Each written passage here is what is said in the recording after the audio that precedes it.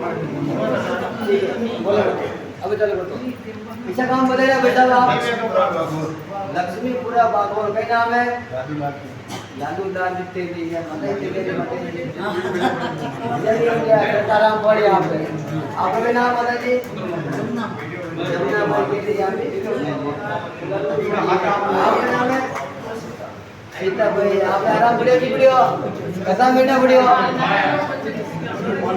आप आराम कथा महीना पड़ियो बाबा 10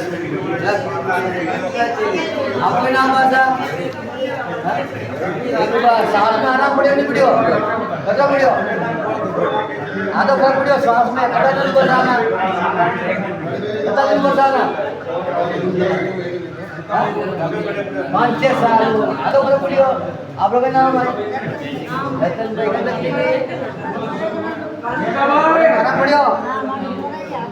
आधा ऊपर आप लोग का नाम है देव भाई आप आराम पड़ियो